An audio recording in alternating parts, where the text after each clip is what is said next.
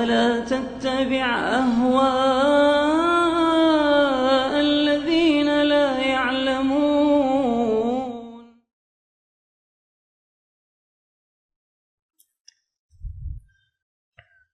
Bismillah, Ustaz. Mohon bimbingannya. Jadi terkadang kita merasa memang sudah sebagai mungkin ini yang saya rasakan juga ya.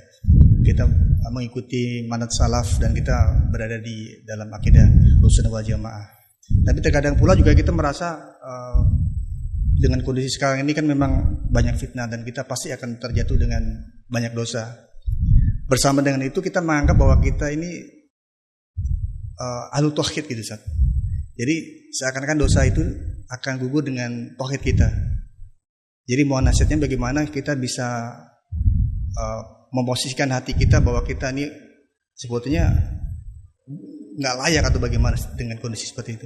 Karena kita selalu terjatuh ke dalam dosa dan kadang-kadang kita merasa bahwa kita sebagai ahlu tauhid yang berharap akan mendapatkan keutamaan.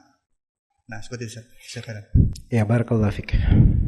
Ya, sebenarnya apa yang antum sebutkan tadi itu sudah dasar-dasar baik ya di dalam memahami. Hanya perlu dipoinkan dan perlu dikembangkan lebih baik. Pertama, apa itu tauhid? Itu antum harus paham dulu, tauhid itu apa? Jelas ya? Jangan kadang jiwa, oh ini saya sudah bertauhid, tapi kita sendiri belum belajar tauhid itu, kedetailannya, ya, cabang-cabangnya, jenjang-jenjang penghambaan di dalamnya, tingkatan-tingkatannya. Bertauhid itu, orang yang bertauhid bertingkat-tingkat. Karena tauhid itu ada yang terkait dengan pokoknya, dasar keabsahannya.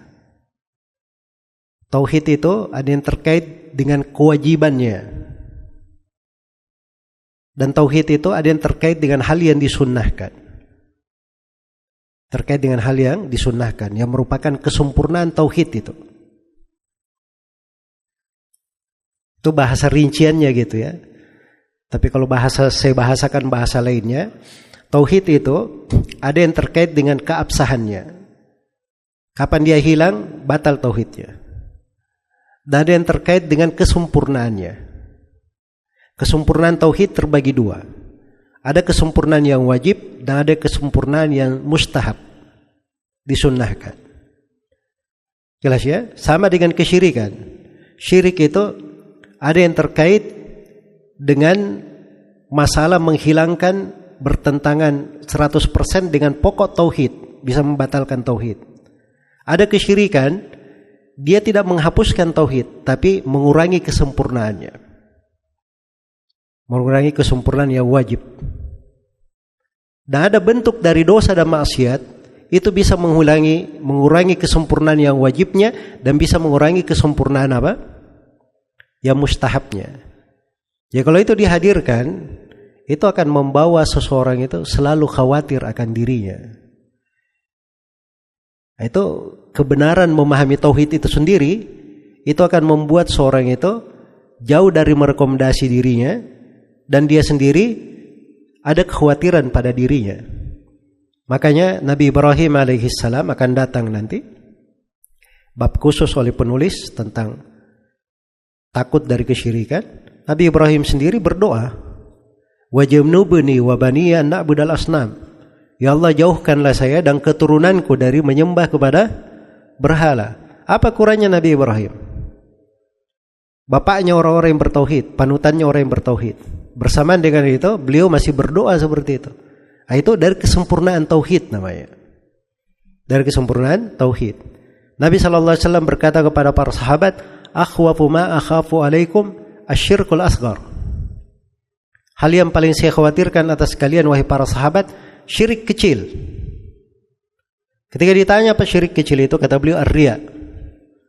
Ini bahasa Nabi, hal yang paling aku khawatirkan atas kalian. Ini bukan kepada kita ini, Nabi mengkhawatirkan. Terhadap siapa? Para sahabat, generasi terbaik di tengah umat ini. Apalagi terhadap kita. Apalagi terhadap kita. Jadi ini makna-makna kalau dihadirkan, itu akan membuat seorang yang bertauhid itu lebih giat lagi di dalam mempelajari tauhid, berusaha untuk menyempurnakannya, dan khawatir terhadap dosa-dosa, apalagi terhadap kesyirikan dengan berbagai jenis dan bentuknya. Iya. Maka kekhawatiran itu penting ada ya, sisa kita dudukkan sesuai dengan dasar ilmunya. Jadi obatnya, satu, kita pelajari tauhid secara terperinci. Itu akan menghilangkan ya hal-hal yang seperti yang disebut oleh kita yang bertanya. Kemudian yang kedua, ya, dia jauhkan dirinya dari merekomendasi diri. Kemudian yang ketiga, dia memiliki dari rasa takut jatuh di dalam kesyirikan. Jatuh di dalam kesyirikan. Kemudian yang keempat, dia harusnya selalu bersiap untuk kehidupan akhirat. Jadi kalau bersiap untuk kehidupan akhirat itu, dia berusaha husnul khatimah di segala keadaan. Berusaha untuk husnul khatimah di segala keadaan. Iya. Kita ini tidak lebih soleh dari Sufyan Ats-Tsauri rahimahullah, imam besar di masanya, Amirul Mukminin fil hadits, imamnya kaum muslimin di dalam hadits. Dulu di masanya, ya, tidak ada lebih tersohor dari Sufyan Ats-Tsauri.